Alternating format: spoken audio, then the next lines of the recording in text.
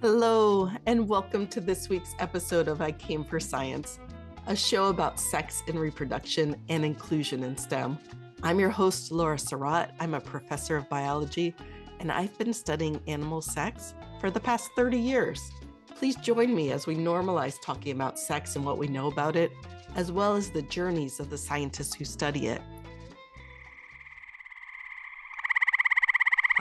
Frogs calling. A sure sign that spring's on its way. But could you tell the difference between the calls of unattractive and attractive frogs? Olivia Feagles can. Olivia is a postdoctoral researcher at the University of South Florida and completed her PhD at the University of Wisconsin-Milwaukee under the mentorship of Gerlinda Hobel. Olivia's research focuses on frog reproductive biology, particularly the choices made in mate selection. Welcome, Olivia. We're so excited to have you here. Thanks. Happy to be included in the podcast. So can you please start by telling us about your area of research? Yeah, of course. So I'm a behavioral ecologist, which is a subset of evolutionary biology. And I'm really interested in answering questions and exploring topics about sexual selection. So more specifically in female mate choice and male mating displays. And I'm also really interested in exploring the individual element of those behaviors. So looking at how differences in individuals can impact evolutionary trajectories and kind of questions on behavioral flexibility and how there's larger implications of that sort of modification. That is so interesting. Yeah, I think often we don't think about individual variation in terms of choosiness or preferences. So I'm so excited to dive into this with you. We've talked in previous episodes just generally about mate choice, but your work explores some of these new aspects of mate choice, like the individuality and flexibility that we haven't explored yet. And I'm really excited to discuss. So these include things like personality and differences between preference and choosiness. So I was wondering if we could just start by laying the foundation. What was known before your research about mate choice in frogs?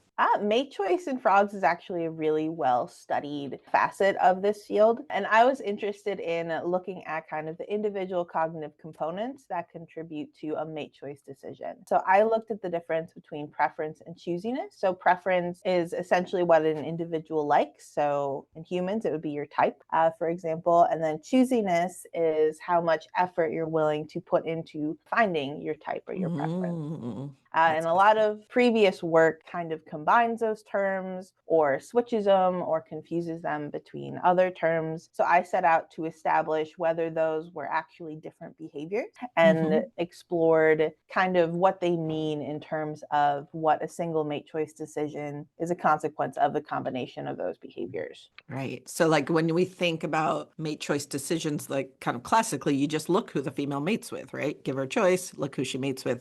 But you went beyond that. Is that correct? Yes, that's correct. Okay. And how did you go about that? So we did one of my main projects during my graduate student thesis was parsing out those differences. So I used a predominantly acoustic communicating species, eastern gray tree frogs. And there's a ton of mate choice research that kind of set the foundation for projects like this. So we knew going in that female eastern gray tree frogs prefer longer calls. So that allows us to manipulate different questions, having that foundational information. So essentially, with each female that we tested, we did a series of acoustic playback trials, which is where we play the frog a call in a sound attenuated chamber, and we see what she does. We see who she chooses, which speaker she approaches, and things like that. So to test preferences, we played each frog a series of 8 different stimuli in different trials, and we monitored how fast she responded. So the quickness or the speed in which she chose is interpreted as how much she prefers it, right? So the faster she approached the speaker is inferred as being more attractive than slower approaches. Okay. And can I ask, what are the 8 different stimuli you presented her with? They were just different call variations. So the average call is 18 pulses because it's a pulsatile call. And we did everything from 6 pulses all the way to 27 pulses, I think. So the different stimuli were divided into essentially deviations of 3 within those. Okay. Are you able to make a male gray tree frog frog call yourself? But I you do not can. have that talent. I do know people that do, but Okay, but you can manipulate the sound, right? yes, you can Yeah, actually okay. make it artificially in the programming. Mm-hmm. So basically, we reference natural calls, and then we kind of controlled for all of the other call characteristics except for pulse number Okay. as our measure of call duration, right? So the more pulses, the sexier the call, essentially.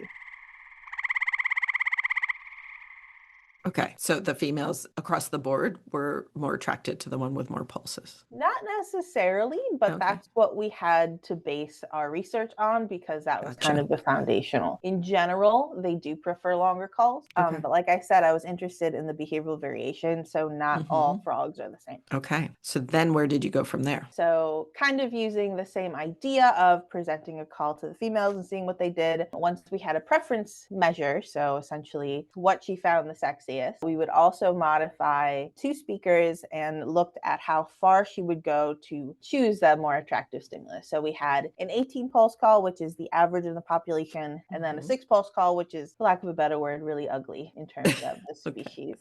Unattractive.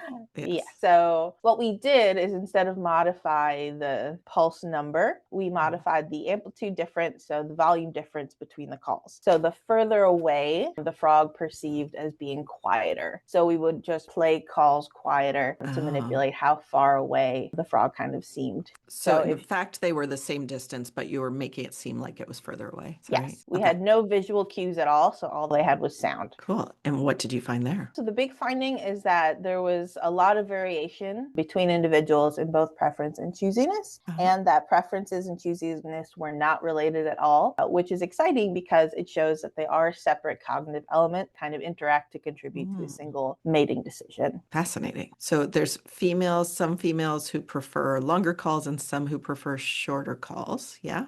Usually, it's some females prefer the average. So we call Okay. that kind of a closed function, meaning that they most prefer the average call, which works very well for the males in the population for the most Yeah. part. And then some females like really exaggerated traits. Mm-hmm. Which the males have physiological limitations on kind of what they display, right? So they can only yell so loud, essentially, Right. and so long. Okay. Basically, those are the two categories, right? So females Mm-hmm.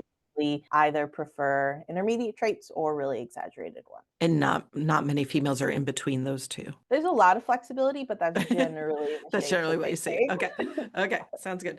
And then when you come to choosiness, then you have an individual female, you know what her preferred call is, and you give her her preferred call or what you said, an ugly call, right? The How short we call. standardized it, so we Uh-huh. would give her the average call and then an ugly call Okay. because we do have that Oh, right. Okay. historical research to reference Okay. in terms of population preferences. So then how did you bring the individual preference into comparing the choosiness? Did you have a prediction that females who had a more extreme preference would also be more choosy? We did not. We pretty much just predicted that there would be no relationship between them, Okay. which And is that's what what we you found. wanted. Yeah. Okay.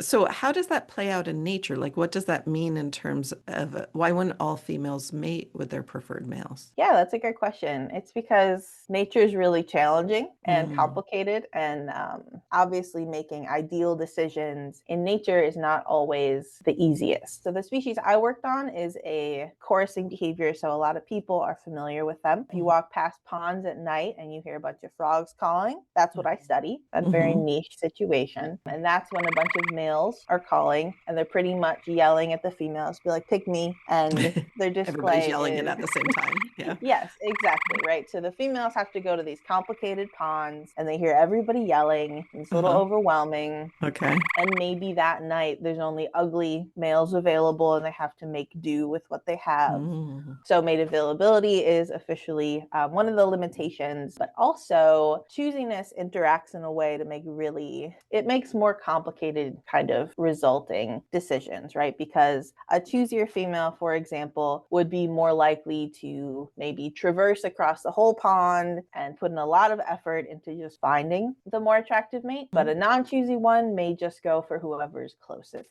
I like to reference humans in this kind of this relationship because a lot of straight women, they like tall guys. So let's say a certain female has a preference of somebody who's 6'4", but the average of males is, I think, only 5'10" in the Mm-hmm. US. I think there's not a lot of options in terms of their peak preference. So they may eventually have to compromise that decision because mating at all is a higher fitness than not mating. Mm-hmm. So there's a very specific balance and interaction between preference and choosiness that kind of dictates that decision. And I'm actually working on writing a paper right now that looks at that. And it was really interesting to find that choosiness is one of the components that dictates how closely a female is able to match her ideal mate choice. Very cool. Is that a modeling paper or a paper where you measured it? That was empirical, so we measured it. Empirical, measured it. Interesting. Have you studied this at all in the wild or under more natural conditions? Yeah, the paper I just referenced happened Okay. kind of in the wild, as Okay. much in the wild as it can be. Yeah. How did it work? So we would catch frogs when they were in amplexus, which is their breeding position. So the Okay. male is on top of the female in preparation for external fertilization, and they actually remain in this position for a few hours. Mm-hmm. So that gives us the opportunity to catch them when they're in the act. So then we have evidence of their natural mating decision, so who they actually chose in the wild. And then we take them to the lab and we both test for preference and choosiness, how I Ah. said Uh-huh. earlier, and then we also recorded the male call. Recording the calls was a little complicated because when you separate a male and female, Yeah. basically the male just starts yelling and he's Oh. trying to get the female back. Oh. But bioacoustics are really finicky, especially in things that are more flexible, like temporal, so like pulse number here. So we had to do a side project, and this was something that Troubleshooting, we could right? do. Yeah.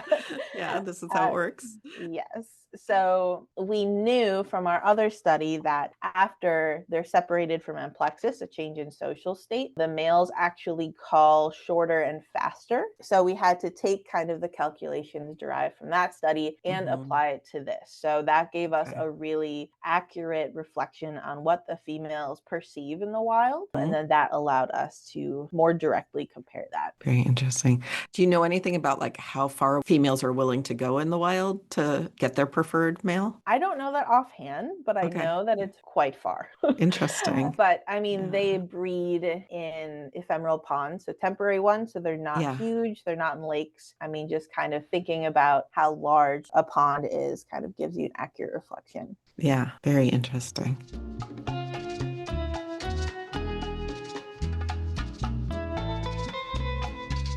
Are there any other findings that I didn't ask about that you want to share? You mentioned personality at the Oh, beginning. I yes. don't know if Yeah. you want Tell to me talk more about about that. that. Yeah, absolutely.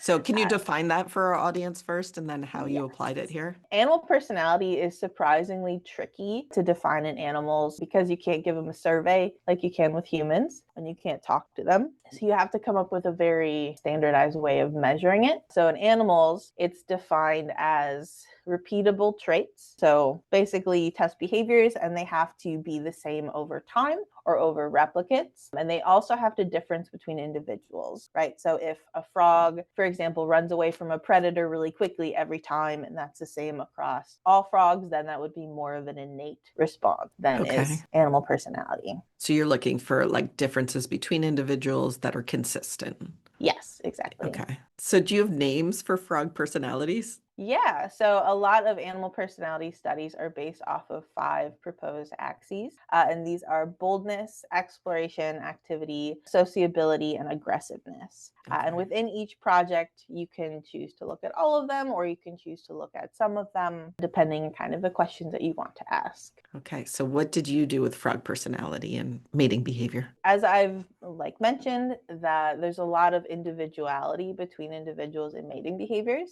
and Hmm. I wanted to see if some of that was related to personality. So boldness is kind of one of the main measures. So I thought that choosier individuals would also be bolder, which would Okay. allow for different implications on their mating decisions. So that was something that Because, I and you wanted to predicted look at. that because they would be willing to go further. They're just sort of Yes. braver. Yes. Got it. Yes, exactly. I was really interested in it. I think it's really cool. And I was really excited to talk about it. Unfortunately, there's not a lot of reference in amphibians and personality, especially adult Mm, amphibians, because mm-hmm, it's really tricky to test. mm, So I first had to establish that there was personality in frogs, mm-hmm. which took some time. Yeah. And I developed a method that I think is really good and really structured. A lot of projects don't have a lot of consistency to it, so they only do a couple replicates. But I did 4 for my study Mm-hmm. because I really wanted to have good, solid evidence that they were repeatable behaviors. And I believe I was only the second person to test it in adult frogs. There's a lot in Okay. tadpoles, but in adults, Wow. it's less. So how did you test it? I tested it in kind of a silly way, but it worked really well. Good. Basically, we would take each frog and we would put them on a little stand, and I Uh-huh. would pull a novel predator towards their, basically right towards their body, and we Okay. measured how early they tried to flee, whether Mm-hmm. they just stayed there and kind of braved it, Mm-hmm. or if they exhibited other behaviors, like if Okay. they tried to hide behind the stand or things like that. Mm-hmm. So we used numbers to kind of translate those behaviors into something quantifiable. Interesting. And there was consistency between Yes. individuals. Yeah. Cool. Yes. Very And the interesting. silliest part of those methods is the predator that we use. So I mentioned there was a novel predator, right? What we ended up using is a child toy. So one of those wooden toys that kids just drag around. Oh, We yeah. used one in the shape of a duck, and we put a larger square attached to it to make kind of a shadow effect. So a looming Okay. predator that comes from afar. Uh-huh. My PhD advisor lovingly termed it the duck of doom. The Duck Um, of Doom. Oh, and it worked no. very well. That is funny. Cool. So then what did you find? We found that Hmm. bolder and more consistent individuals were also choosier. So it was Interesting. congruent to what we anticipated it What to you had be. predicted. Mhm. Interesting. That is a lot of interesting work that you did. And that was all for your PhD Yes, and side projects. and side projects. That's impressive. Very impressive.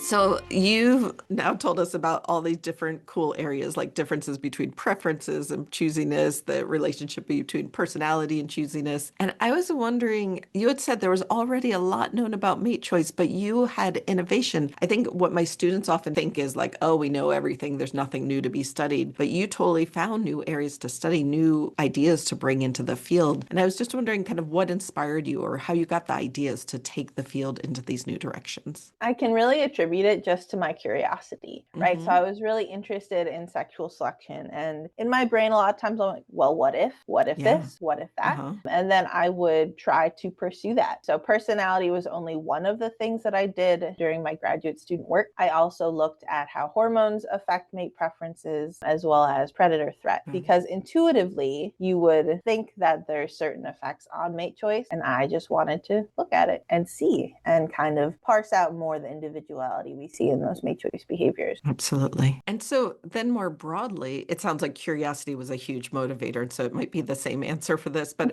I was wondering what led you to be interested in going into research as a career and whether there were experiences that encouraged or discouraged you along the way.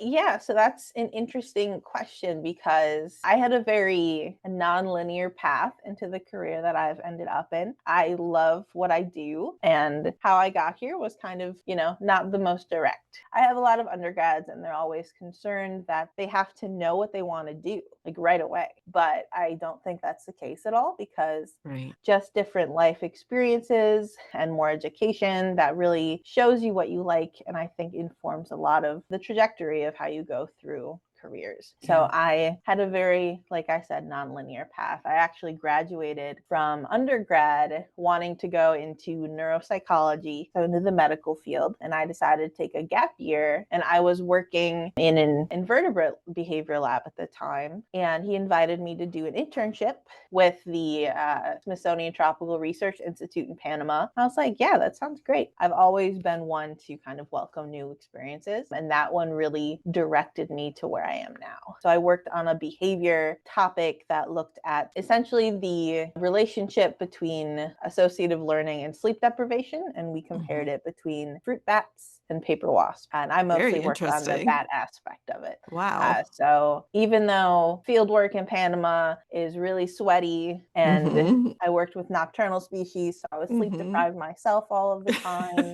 I loved it. And Yeah. I was like, this is a way better fit for me than is in the Mm-hmm. medical field. It's definitely has its pros and cons, Yeah. but I'm overall happy with my decisions. That's great. So And that kind of that seems like a pivotal moment for you. Yeah. yes, it really was. Yeah. And I had a really good mentor. His name is Dr. Barrett Klein at the University of Wisconsin-La Crosse. Mm-hmm. And he was the one that I did entomology curation with and invited me to Panama. And he guided me into the process of getting into grad school and pursuing questions I was interested in. And that really led me into grad school, which helped develop my focuses further. That's great. And then I want to turn more political a little bit. So I was wondering, as a young scientist, early career scientist, what are your thoughts about the current state of support and kind of career options for young scientists in the United States? Unfortunately, my thoughts are not super cheery Mm-mm. about this question. So it's a really big issue because there's a lack of political support, as we all are familiar with. And it's really led to a weakening of support in scientific research in general. So there's a lot of misinformation that's just being portrayed in social media and things like that. But it's also been related to a decrease in funding, which is especially problematic for young scientists, especially kind of where I am in my career, going from a postdoc researcher to hopefully a professor Right. soon-ish. So if there's no funding in science, especially in things that aren't medical, like ecology, which is Mm-hmm. often perceived as less of a priority, there's a dip in funding support Yeah. because of our political climate at the moment. Mm-hmm. And without money, there's no jobs. Right. And there's also huge limitations on just what you can do, even if you do have a job. So, and this might be getting too personal, but what are your thoughts? Like, do you have plan Bs?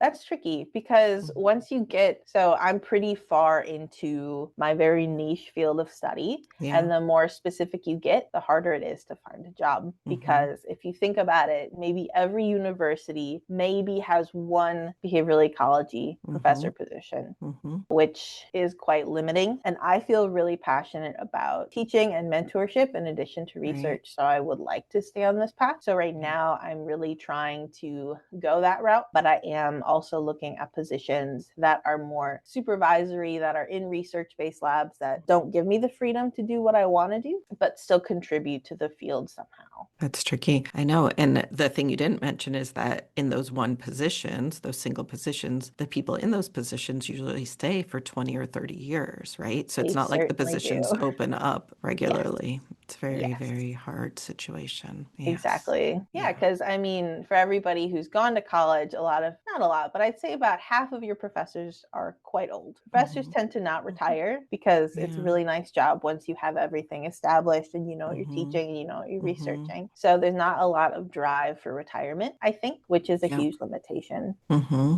as well. Yeah. Is there anything else that I didn't ask you about that you'd like to discuss or share with our audience? Yeah, so just because I think this is important, just for especially new scientists or people that are curious about it, I would like to mention the approachability of science and how Mm. it's kind of scary, for lack of a better word. It's a very intimidating thing to start with. So I came from a background, my parents had nothing to do with science. My mom was Mm-hmm. English and education based. My dad was in business, so very not STEM related. So I didn't know anything about it. So I went into college and I was like, oh, science is cool. Mm-hmm. Right. But that's pretty much all I had. I was like, oh, it's really intimidating because there's all of these really smart people and the way they talk is hard to understand. And I think that there's a lack of approachability just within scientific communication. And that's also limited by the lack of community outreach, which I think is currently getting better, but there still is issues with scientific communication. I know a lot of people that they've been studying this for so long, they know everything it is to know about this field, but the way they talk about it is is scientific. So the Right. message is lost in translation, Mm-hmm. which I think creates a very intimidating environment that limits new scientists to join because they're worried that they're not smart enough Mm-hmm. or